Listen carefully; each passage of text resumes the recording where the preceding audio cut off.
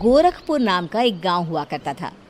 उस गांव में ज्यादा लोग नहीं रहते थे। उस गांव में एक गर्भवती विधवा औरत रहती थी। उस औरत का नाम कमला था। कमला अपने घर में अकेली रहती थी। उसके पति की सारी जायदाद उसके नाम हो गई थी, पर सभी गांव वाले उस औरत को मनहूस औरत समझा करते थे और सभी उससे नफरत किया करते थे। एक बार कमला राशन की दुकान पर खाने का सामान खरीदने जाती है। भैया जी, जरा 1 किलो दाल चावल देना। अरे हाय हाय हाय हाय हाय हाय! अरे मनहूस औरत, मेरी दुकान में अपशुगन करवाने आ गई क्या? हैं? चल जा यहाँ से। मैं कुछ नहीं देने वाला हूँ तुझे। भाग भाग यहाँ से, चल जा, निकल। भैया जी, ऐसा मत कहिए।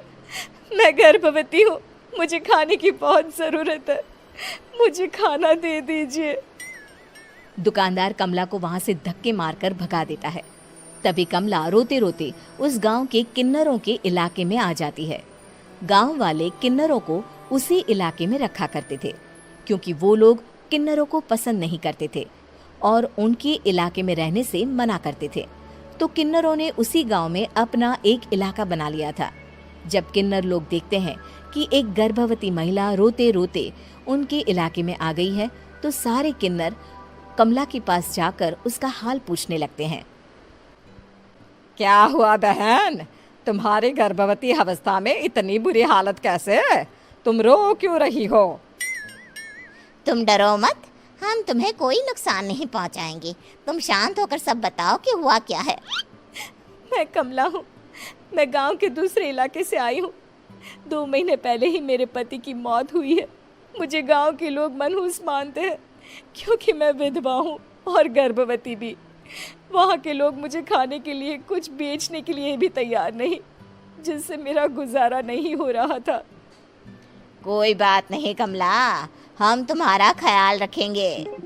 किन्नर लोग कमला को एक खाली घर में रहने के लिए जगह दे देते हैं और उसकी देखभाल भी करते हैं। कुछ ही महीने बाद कमला अपने बच्चे को जन्म देती है, पर अफसोस, कमला बच्चे को जन्म देते ही अपनी जान गंवा देती है। जब सब किन्नर बच्चे को देखते हैं तो बहुत खुश हो जाते हैं, क्योंकि वो बच्चा भी किन्नर ही था। कमला ने एक किन्नर बच्चे को जन्म दिया था। अब इस बच्चे की देखभाल कौन करेगा? हम तो इस बच्चे को गांव के दूसरे इलाके में भी नहीं भेज सकते। और तो क्या हुआ, इस बच्चे की माँ नहीं रही तो हम इसे पालेंगे। अब ये हमारे इलाके में रहेगा, हमारे साथ रहेगा। फिर वो किन्नर उस किन्नर बच्चे को गोद ले लेते हैं, उसका नामकरण कराते हैं। उस किन्नर बच्चे का नाम शक्ति रखा जाता है। देखते ही देखते शक्ति बड़ी होने लगती है। उसके रंग रूप बहुत सुंदर थे। वो बहुत सुंदर किन्नर दिखती है। एक दिन शक्ति एक किन्नर से पूछती है, माँ जी सुनिए ना, ये गांव के दूसरे इलाके में भी तो लोग रहते हैं, तो हम वहाँ क्यों नहीं जाते? हम उनसे अलग क्यों रहते हैं? शक्ति, क्योंकि वो लोग हमारे जैसे नहीं, वो लोग हमें पसंद नहीं करते, इसीलिए हम उनसे अलग रहते हैं। क्यों? वो हमें क्यों पसंद नहीं करते? किन्नर की बात सुनकर बहुत रोती है। माँ जी, ऐसा कैसे कह सकती है? उन्होंने इतनी सी बात के लिए मुझे इतना डांटा। अब तो मैं उस इलाके में जरूर जाऊंगी। फिर एक दिन शक्ति गांव के दूसरे इलाके में चुपके से जाती है।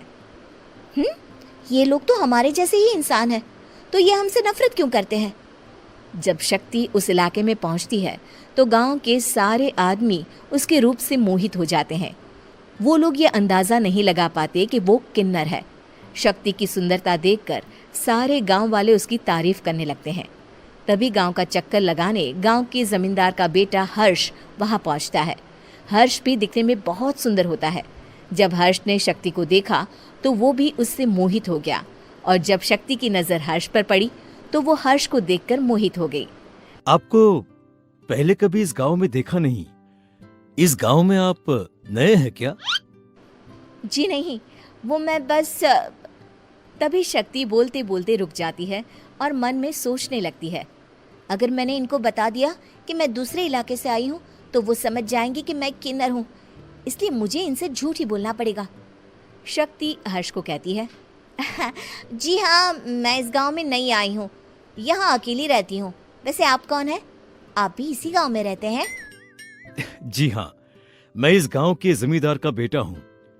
आपको किसी भी चीज की जरूरत पड़े तो आप मुझे बता देना, मुझे अच्छा लगेगा। ऐसे ही शक्ति और हर्ष एक दूसरे से रोज मिलने लगते। वो दोनों अपने प्यार का इजहार करने एक दूसरे से मिलने जाते हैं। तभी शक्ति का पीछा करते करते एक किन्नर वहां आ जाती है। शक्ति, शक्ति, मैं तुमसे बहुत प्यार करता हूं। मैं तुमसे शादी करना चाहता हूं। क्या तुम मुझसे शादी करोगी? हाँ हर्ष, मैं तुमसे शादी करूंगी, पर मैं तुमको अपने बारे में एक सच्चाई बताना चाहती हूँ जो मैंने तुमसे छुपा कर रखी है। तभी उनके बीच में ही वो किन्नर आ जाती है। शक्ति, तेरी हिम्मत कैसे हुई ऐसा करने की? वो किन्नर शक्ति को खींचकर गांव के जमींदार के पास ले जाती है। हर्ष भी वहां शक्ति को सहन नहीं कर पाती और कुएं में कूदकर अपनी जान दे देती है। जमींदार हर्ष की शादी गांव की एक लड़की से करवा देता है, पर हर्ष इस शादी से खुश नहीं होता। शक्ति अपना बदला लेने के लिए मरने के बाद किन्नर चुड़ैल बन जाती है। अब मैं इन गांव वालों को नहीं छोड़ूंगी। अब इनसे मैं अपने प्यार का बदला लूंगी। किन्नर चुड़ैल गांव वालों को परेशान करना शुरू कर देती है।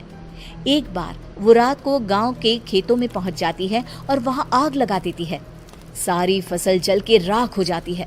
जब एक आदमी रात को उठकर देखता है कि खेत में आग लग गई है तो वो वहां पहुंच जाता है। वो देखता है कि खेतों के बीचों बीच एक किन्नर चुड़ैल खड़ी है और वहां खड़े होकर ताली बजा रही है। गांव वाला किन्नर चुड़ैल को देखकर बेहोश हो जाता है। जब सुबह उस आदमी को होश आता है तो वो सीधा जमींदार के पास जाता है। अरे जमींदार साहब, अरे वो किन्नर चुड़ैल ने मेरी सारी फसल जला दी। अब मैं क्या करूंगा? क्या होगा मेरा? जमींदार चुड़ैल किन्नर का नाम सुनते ही सब कुछ समझ जाता है। अब वो बहुत डर जाता है। उसी रात को जब जमींदार डर के मारे अपने कमरे में सो नहीं पाता, तभी वहां अचानक से किन्नर चुड़ैल आ जाती है। किन्नर चुड़ैल जोर जोर से जमींदार के आगे खड़ी होकर हंसने लगती है और ताली बजाने लगती है। जमींदार उस डरावनी किन्नर चुड़ैल को देखकर बहुत डर जाता है। तूने मेरे साथ बहुत बुरा किया। अब मैं तुझे जान से मार दूंगी। नहीं नहीं नहीं नहीं नहीं, मुझे माफ कर दो, मुझे मत मारो। मैं कभी ऐसा दोबारा नहीं करूंगा। अब तुम जो बोलोगी वही मैं करूंगा। ठीक है, मैं चाहती हूँ कि किन्नर इलाका गांव के इलाके से जुड़े और गांव का कोई भी आदमी किन्नर समाज से द्वेष ना करे, उससे नफरत ना करे, नहीं तो मैं सारे गांव को मार दूंगी। और तुम गांव में एक नया कानून बनाओ कि अगर किसी ने भी किन्नर समाज को हानि पहुंचाने की कोशिश भी करी या इनसे भेदभाव करने की भी कोशिश करी तो उनको कड़ी से कड़ी सजा मिलेगी। हाँ हाँ हाँ हाँ, मैं ऐसा ही करूंगा। तुम जो बोलोगी वो मैं करूंगा, पर मुझे जाने दो प्लीज। तब वो किन्नर चुड़ैल वहां से चली जाती है। गांव का जमींदार किन्नर चुड़ैल का कहा मानते हुए दोनों इलाकों को एक कर देता है और नया कानून भी लागू कर देता है।